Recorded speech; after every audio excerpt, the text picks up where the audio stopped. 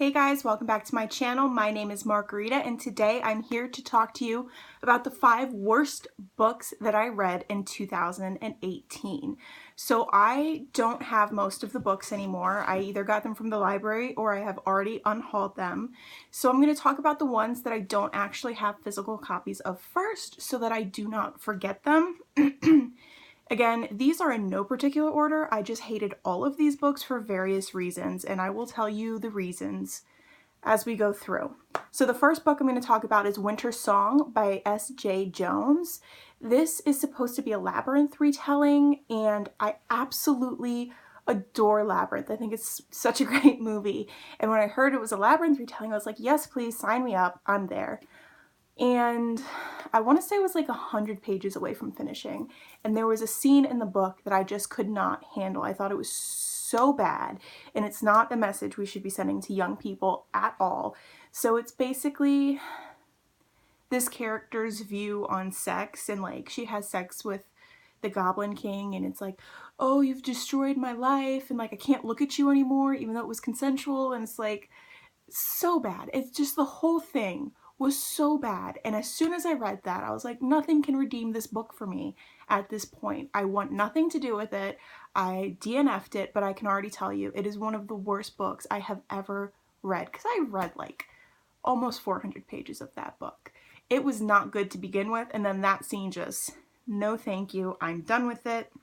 The next book that I'm going to talk about is The Forest of Memory by Mary Robinette Kowal.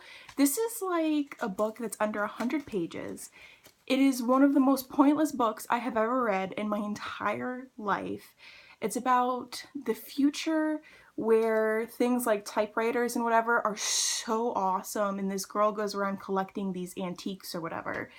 And when she comes back from collecting something, some guy like kidnaps her for a while and he's doing something with deer.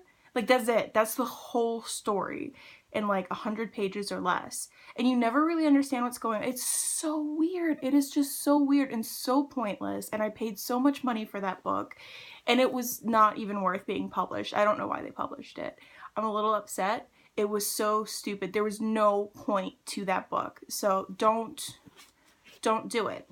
The next book I'm going to talk about, I actually have the first book, which I'm actually unhauling, but that is going to be Blood of Wonderland, and that's by Colleen Oakes. Again, this is the first book, but just to have something to hold up.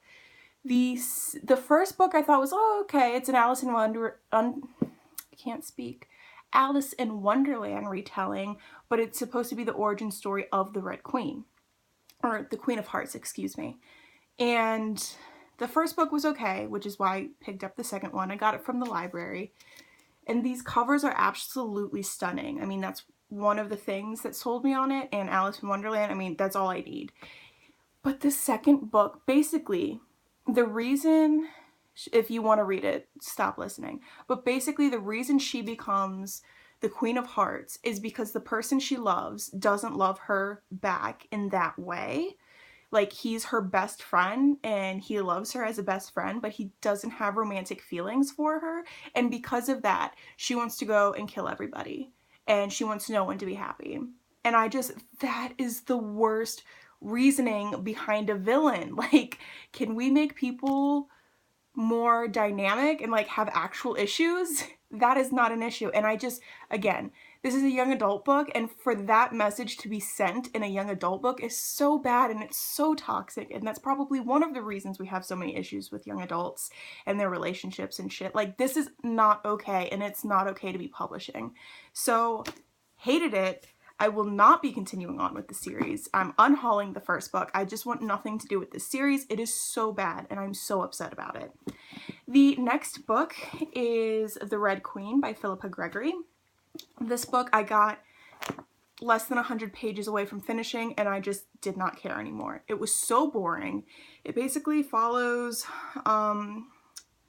Margaret Beaufort. I can't say that last name, but it's basically supposed to be that story, and she's the worst character to have to read from. She's so annoying. she's incredibly selfish. Nothing in her life actually matters to me. Like, she's not a likable character. And I just did not want to finish this book. There was something about it that was like, I can force myself to finish a lot of things, but this was just not one of them. It was so boring. I hated the main character so much. It just was not worth it for me. No, thank you. Next. So the last book that I have to talk about is actually probably the book, other than Winter Song, that pissed me off the absolute most. And this is a book I actually finished. That is The Seafarers Kiss by Julia Ember. This book is a queer retelling of The Little Mermaid. And it takes place in like a super cold climate. I believe it's the north, but it could be the south. And basically, the Little Mermaid falls in love with a Viking woman. And it is so bad. First of all, I don't think she read this as she was going through. She just had all these random ideas. And she was like, oh, this would be great, this would be great, this would be great. Nothing made sense. To read this whole story, I'm sorry if it's your favorite book, this makes no sense whatsoever. Sorry, please forgive the dogs. So for the plot twist at the end to actually make sense, what she says in the very beginning cannot be true, where the mermaids have to go onto the surface to warm up in the sun or else they will freeze to death, okay? That's what she says in the very beginning. For the very end to make any sense whatsoever, that cannot be true.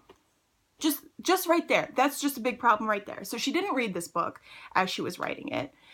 And also, there's such a problematic relationship between these two, because at one point they get mad at each other and they start beating the crap out of each other. And then they're like, okay, everything's fine now. We both, had our punches and we feel better now. No, that is not okay. That should never be in a book and be said that that is okay. If you're going to put it in a book, that's fine. Call it for what it is. That is abuse.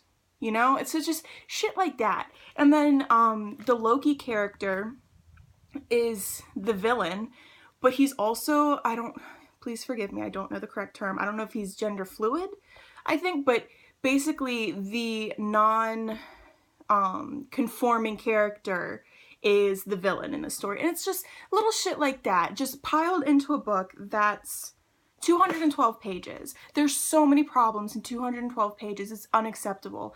And this is going to get a sequel. I will not read it. I do not care. This is the worst book. I'm so upset about this book. And it's just, I have so many feelings and I'm so upset.